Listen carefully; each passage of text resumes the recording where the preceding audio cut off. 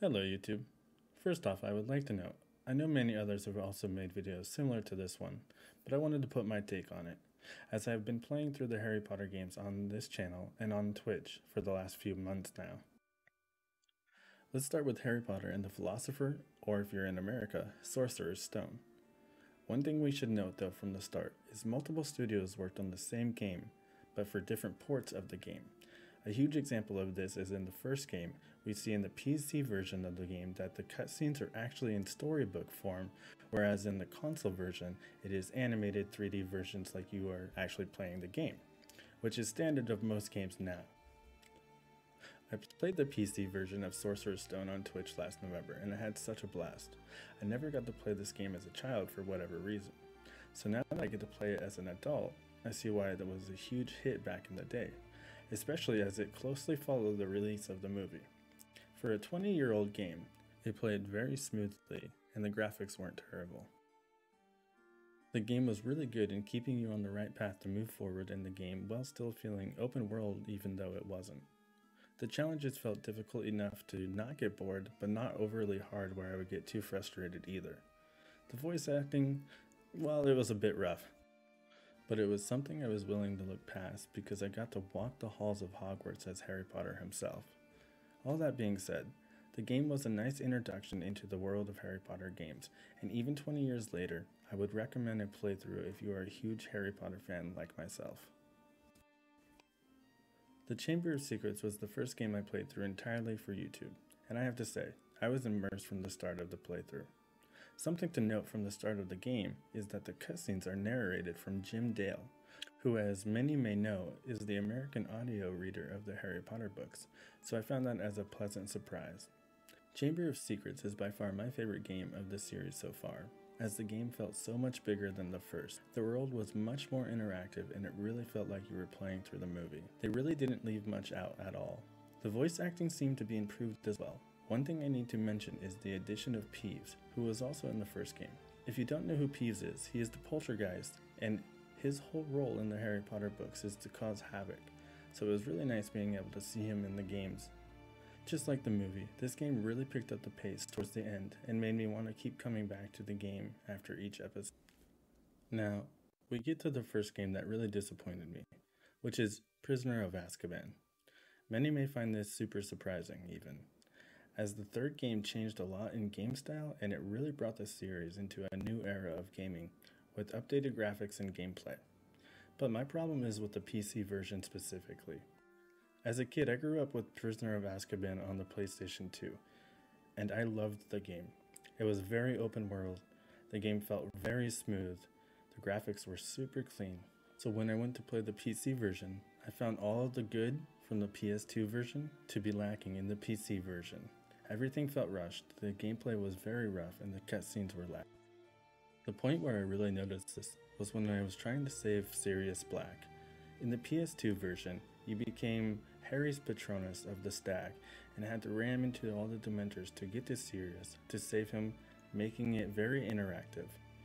But in the PC version, you just stood there in the middle of a swarm of Dementors and you couldn't move, and Harry would just hit them with the Expecto Patronus charm really fast, which really stole the nostalgia from me while thinking about all the fun I had with the PS2 version as a kid. My advice would be to get a copy of Prisoner of Azkaban on the PS2 version. Skip the PC version altogether if you can. Let's move on to the Goblet of Fire. And really, all I can say is wow. What were they thinking? I'm just going to say, this game is all around bad, but I don't want to be negative, so I'm going to counter it with, it's a lot better with friends. This game takes an extremely different approach than the last three in the series. They went for a more co-op style game, which on paper sounds great, being part of the trio and fighting through the troubles that haunt Hogwarts, but they messed up somewhere. The gameplay is very rough, and instead of being open world, the game progresses through levels, which to me feels like a step backwards. They took away that open world feeling of being a Hogwarts student. Each important scene in the movie is condensed into a small little level of lackluster gameplay. Now there are some levels that play better than others, but nothing that feels like it's groundbreaking or jumping into a new era of gaming. Also, to unlock levels, you have to collect enough Hogwarts crest to even play the new level. So if you don't get enough crest in your last level, you have to keep going back into the levels you've already played to move forward in the game, and that gets very repetitive and stale. Luckily, I have been playing with a friend, so we keep it more entertaining than it really is. I can safely say, skip this game unless you have a friend to play with. Order of the Phoenix went back to the older style of gameplay before the disastrous style of gameplay of the Goblet of Fire. They jumped back into the single-player open world genre. When I say open world, the developers really took that to heart and ran with it. A lot of people I see overlook this, but this is the first Harry Potter game that has no loading screens whatsoever, and for a game that came out in 2007, that's huge, at least I think.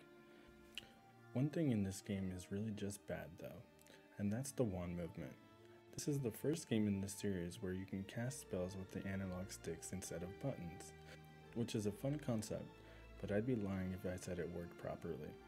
It's so bad at points where it makes one easy spell take minutes just to get right, which can be extremely frustrating. However, I am willing to overlook this because the game overall is super fun. With this game being so open, you get to see every part of the castle, which is something we didn't get to see in the other games. And they added a really cool mechanic to help you explore the castle and get to the spot you need to by adding little footsteps on the ground to lead you in the right direction. The voice acting was much improved from the other games as well, as they used some of the real actors from the movies, but not all of them. Something that bothered me a lot about this game was Moaning Myrtle, always trying to talk to you about some secret room, which is filled with behind-the-scenes content into the making of the game, and you would unlock it by gaining enough points throughout tasks from the school.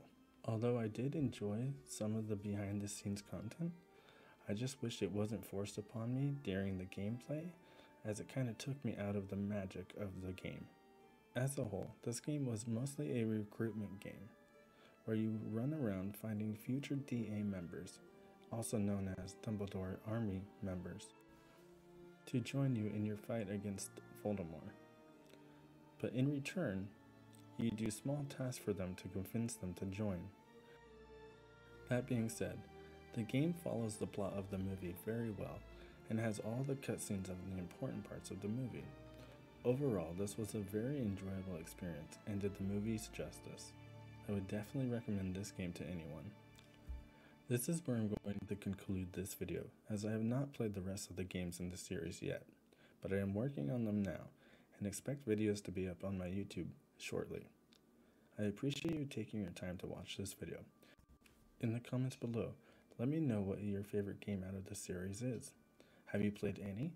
Have you played them all? I'd love to hear feedback and see if you agree with me. Please check out my other videos, and don't forget to like, comment, and use that wand of yours to hit the subscribe button to my channel. Thank you.